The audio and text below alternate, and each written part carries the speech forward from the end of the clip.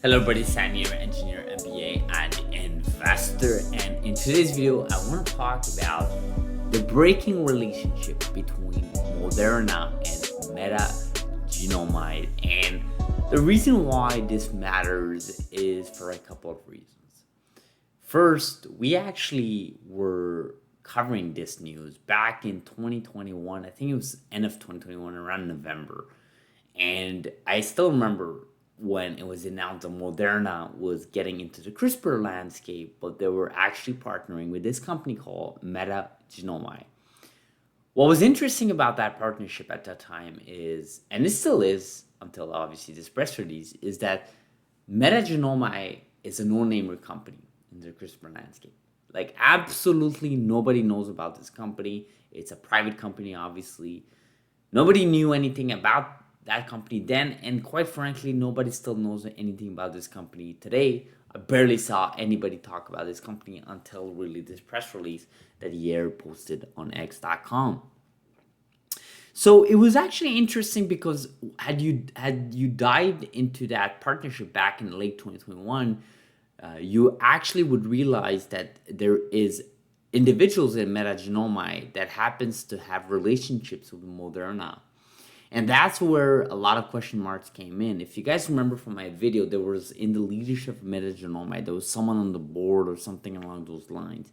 I don't remember the full details, to be honest, but I just remember I raised that and I said there's something weird about that relationship because, again, you have to remember Moderna is a huge company. And actually, in 2021, I would argue they were the most popular company. In 2020, 2021, they were the most popular company because of the RNA vaccine, because of course, the pandemic. They were a huge company alongside with Pfizer. I think these two companies were the biggest. And for them to partner with this company was quite weird for reasons I just mentioned. But most importantly, Moderna has shareholders to answer to. So you can't just pour in millions and millions of dollars into a unproven company. Yes, they're tackling you're sort of in the CRISPR landscape, but it's just not clear how proven this company is. And you have to remember there are alternatives. It's not like there's no alternative. And Moderna had to pick, metagenomide. So what happened here in this press release, this was breaking news, of course, on the May 1st here, earlier this week. Metagenome announced its collaboration with Moderna is terminated and has regained full rights to R&D, manufacturing, commercialized rights for their wholly owned genome editing platform, base editors, RNA-mediated integration systems, RIGS.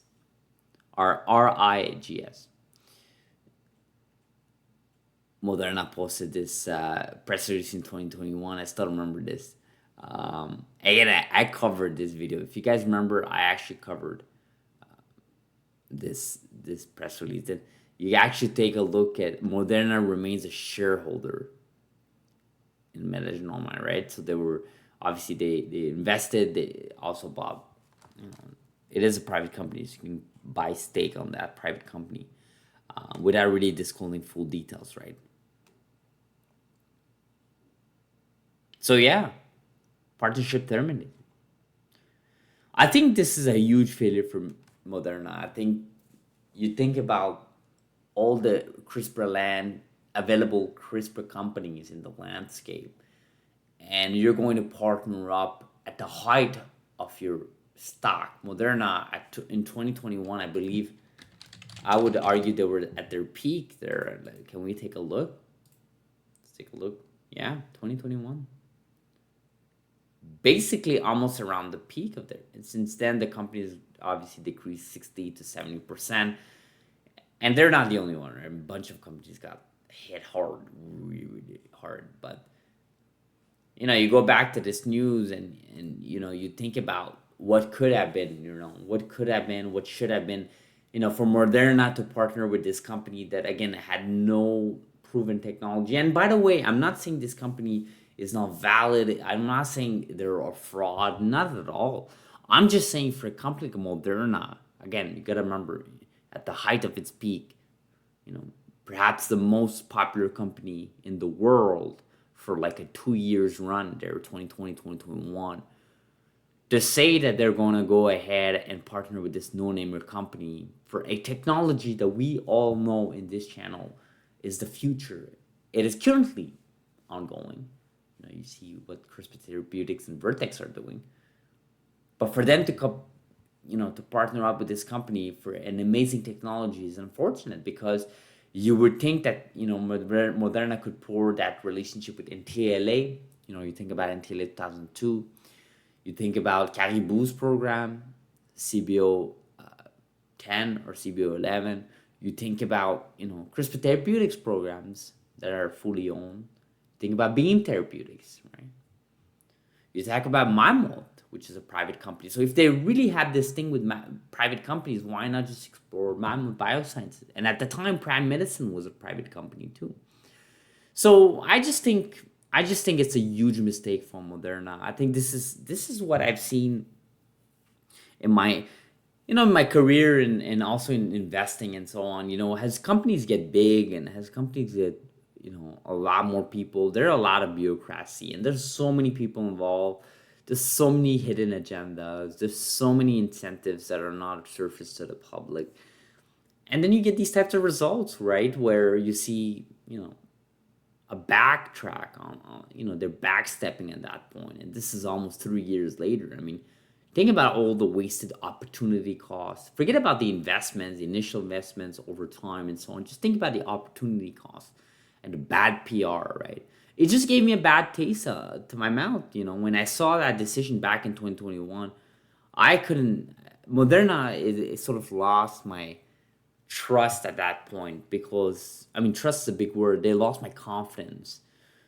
Because you think about it and you're like, man, like, if you guys can't make a decision like that when it comes to partnering with a CRISPR company, when you did have a pool of available CRISPR companies that are sort of quote-unquote proven.